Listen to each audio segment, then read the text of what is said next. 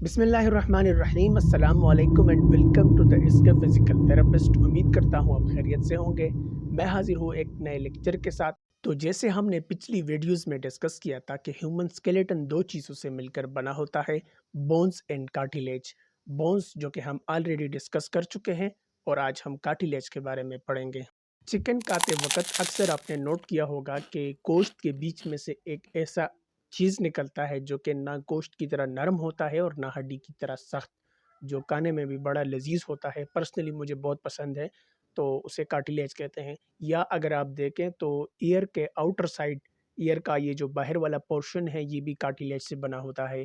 Cartilage एक connective tissue होता है जो कि सेल्स और फाइबर्स से मिलकर बना होता है। सेल्स यानी कंड्रोसाइट्स और फाइबर्स में कोलिजन और येलो इलास्टिक। इसके अलावा कार्टिलेज में एक जेल लाइक सब्सटेंस होता है और इसी जेल लाइक सब्सटेंस में से ये सेल्स और फाइबर्स एम्बेडेड यानी दसे हुए होते हैं। General features of cartilage. Cartilage की फीचर्स की अगर बात करें तो कार्टिलेज की सबसे पहली बात यह है कि ये बोन से ज़्यादा इलास्टिक होते हैं। कार्टिलेज में कोई ब्लड वेजल्स या लिम्फेटिक्स नहीं होते और जो सेल्स की तरफ न्यूट्रिशन या न्यूट्रॉन जाती है तो वो मैट्रिक्स से थ्रू डिफ्यूजन जाती है, यानी डिफ्यूज होके सेल्स की तरफ जाती है मैट्रिक्स से। कार्टिलेज में नर्व्स नहीं होते, इस वजह से ये बोन्स से कम सेंसिटिव होते हैं। बोन्स की तरह कार्टिलेज के अराउंड भी एक फाइब्रस मेम्ब्रेन होती है जिसे पेरिकॉन्ड्रियम कहते हैं, और ये पेरियोस्टियम यानी बोन का जो वो आउटर लेयर होता है, फंक्शंस और स्ट्रक्चर में बिल्कुल उसी तरह होता है। आर्टिकुलर कार्टिलेज यानी वो कार्टिलेज जो कि आर्टिकुलेशन करती है, मूवमेंट्स करती है या मूवमेंट्स में हेल्प करती है, जॉइंट्स के एंड्स में होती है, तो उनमें पेरिकॉन्ड्रियम नहीं होता, जिस वजह से इंजरी के बाद रीजनरेशन या कार्टिलेज का बनना दोबारा से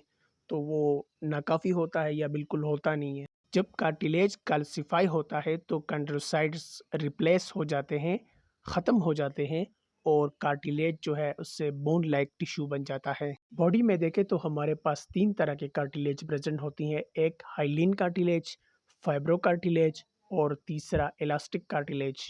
अब देखते हैं इन तीनों कार्टिलेज की लोकेशन, इनकी कलर कैसी है, इनका अपेयरेंस कैसा है और इनमें कौन कौन सी फाइबर्स हैं और इन फाइबर की इलास्टिसिटी कितनी कितनी है। हाइलीन कार्टिलेज लॉन्ग बोन्स के एंड्स में जो आर्टिकुलर सरफेस होता है यानी जॉइंट सरफेस में प्रेजेंट होता है। इसके अलावा स्टर्नम में, रिब्स में, नेजल में और लेरेंजियल कार्टिलेज में भी प्रेजेंट होता है। हाइलीन कार्टिलेज का कलर ब्लूइश वाइट होता है, अपेयरनेस इसकी शाइनी और ट्रांसलुकेंट होता है, और इसके फाइबर्स जो है वो थिन होते हैं, और इलास्टिसिटी की बात की जाए तो ये फ्लेक्सिबल होते हैं। फिब्रोकार्टिलेज, इसकी लोकेशन की बात की जाए तो ये intervertebral disc of pubic symphysis में, टेम्पोरोमैंडिबुलर जॉइंट्स में, स्टर्नोक्लेविकुलर जॉइंट्स में प्रेजेंट होते हैं। कलर की बात की जाए तो ये गेस्टनिंग वाइट होता है, अपेयरनेस इसकी ओपेक होती है और फाइबर इसमें वाइट होते हैं। इलास्टिसिटी की बात की जाए तो ये स्ट्रॉन्गेस्ट होता है। इलास्टिक कार्टिलेज, इसकी लोकेशन की बात की जाए तो ये पेना ऑफ एयर, एक्सटर्नल ऑडिटरी मीएटस में, यूस्टिचियन ट्यूब में, एपिग्लॉटिस में, वोकल प्रोसेस ऑफ एरिटिनॉइड कार्टिलेज में प्रेजेंट होता है। कलर इसकी येलोइश और अपेयरनेस जो है इसकी ओपेक होती है। ओपेक का मतलब जो ठीक से नज़र ना आए, जो धुंधला सा हो और गैर वाज़िह हो।